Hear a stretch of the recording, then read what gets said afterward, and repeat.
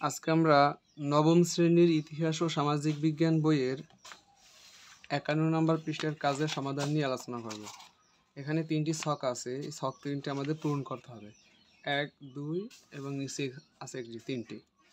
চলো আমরা এই ছক 3টি পূরণ করি।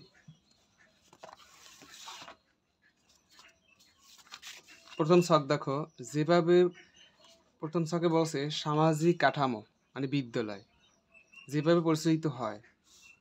বিদ্যালয়ের কার্যক্রম পরিচালনায় শিক্ষক, ম্যানেজিং কমিটির সদস্য, অভিভাবক, সরকার নির্ধারিত ঊর্ধ্বতন কর্তৃপক্ষ রয়েছে, যাদের প্রচেষ্টাতেই বিদ্যালয়ের কার্যক্রম পরিচালিত হয়।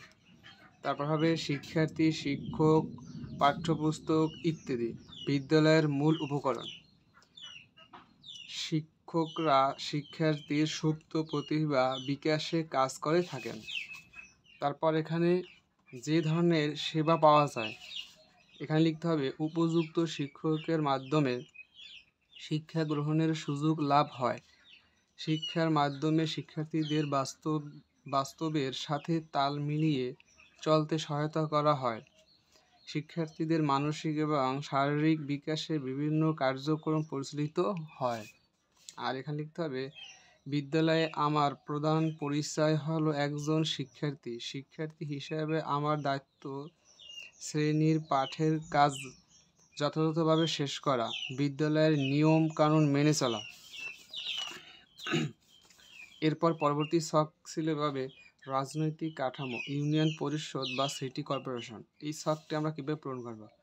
এখানে যেভাবে পরিচালিত হয় সরকার কর্তৃক আইন, স্থানীয় সরকার, ইউনিয়ন পরিষদ আইন 2009 ধারা নিয়ন্ত্রিত জনগণের নির্বাচিত প্রতিনিধি ধারা ইউনিয়ন পরিষদ পরিচালিত হয়।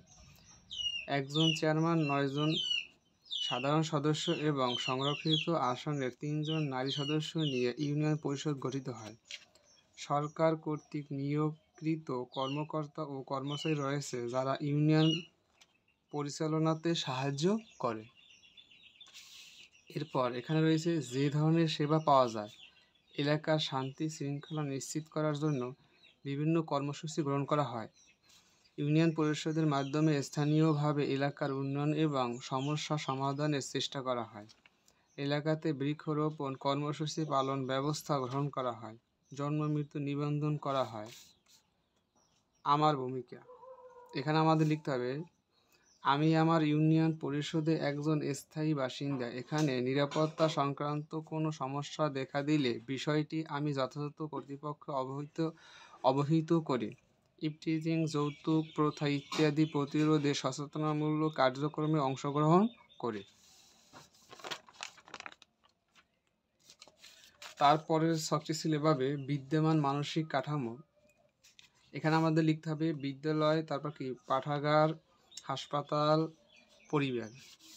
আর এক জায়গায় ছিল যে ধরনের সেবা পাওয়া যায়, এখানে হবে শিক্ষার্থী, পাঠক, সেবা গ্রহীতা, সদস্য। আমার ভূমিকা, এখানে আমাদের লিখতে হবে বিদ্যালয় নিয়ম কানুন মেনে চলা, পরিচ্ছন্নতায় সহযোগিতা করা,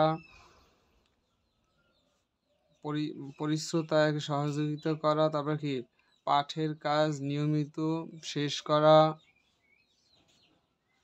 পাঠাগারের নিয়ম কানুন মেনে বই পড়া, পাঠাগারের পরিষ্কার পরিচ্ছন্নতা বজায় রাখা, বইপত্র যথাস্থানে গুছিয়ে রাখা ইত্যাদি। আমি অসুস্থ হলে হাসপাতালে যাই, হাসপাতালের সেবা গ্রহণ করি, সেখানে কোনো বিশৃঙ্খলা সৃষ্টি করি না। পরিবারের অর্থনৈতিক কাজে সহযোগিতা করি, বড়দের সম্মান করি, পরিবারের বিভিন্ন কাজে সাহায্য করি ইত্যাদি। এতটুকুই ছিল তোমাদের 51 নম্বর পৃষ্ঠার কাজের সমাধান।